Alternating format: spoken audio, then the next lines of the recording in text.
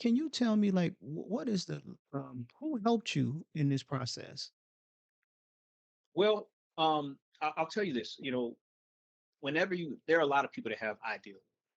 Right. The first thing you want to determine is, do anybody else have this ideal? And one great course for determining this is Google Patents.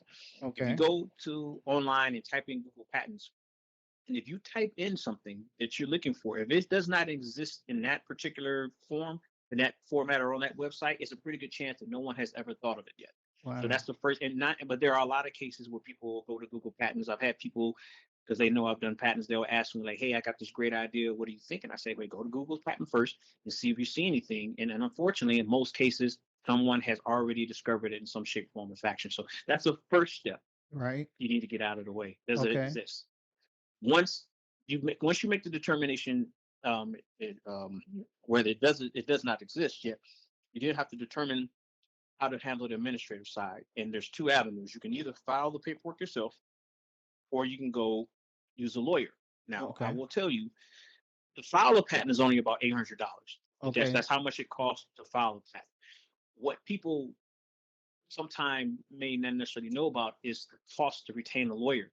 Now, a lawyer may cost about, maybe I'll say about $12,000, depending on the patent, to basically get a lawyer to do your patent.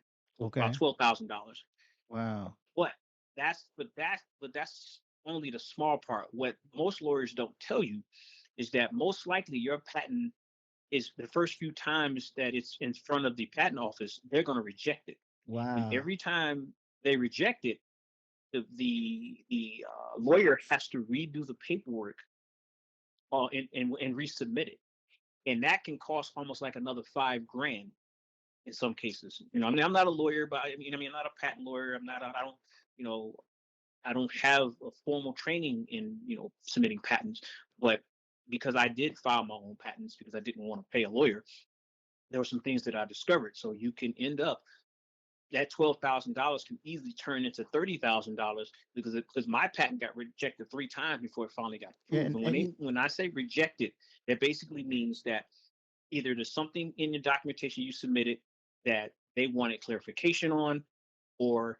they thought your patent was related to someone else, and then you have to argue why it's different. You have to wow. let them know, like, hey, and because you understand the technology, you have to keep in mind you're putting something in front of a group of people that have never seen it before. Right. So they make you go through a lot of effort to show that, hey, you have to describe why your patent is different than what's currently on the market.